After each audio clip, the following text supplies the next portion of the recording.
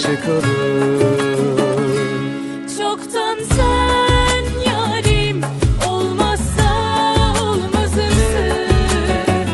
Sen iki meleğimin kanatlarısın. Hem kabus nedenim hem rüyalarımsın. Geçmiş yollar, gelecek yıllarımın anlamısın. Derya deniz misali yüreğimde, İsterim bir damlanın izi kalmasın.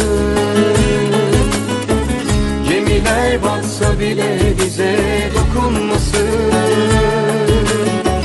Taşlar atılsa bile aşkım dalgalansın.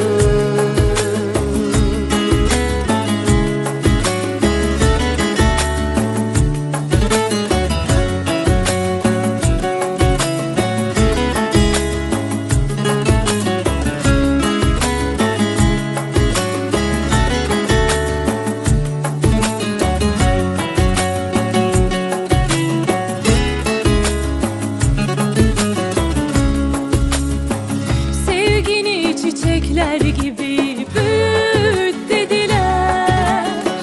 Bazen bilmeden kurutsa da gülünü. Sen unut kendini, sen avut dediler.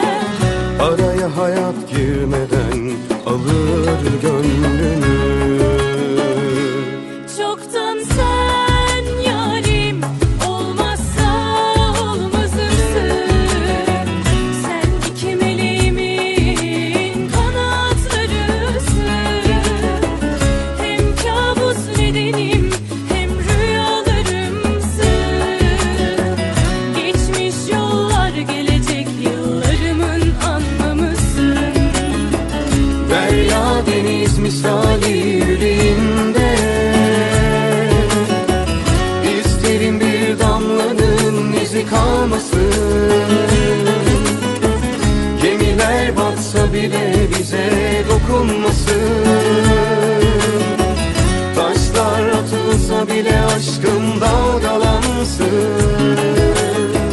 Derya deniz misali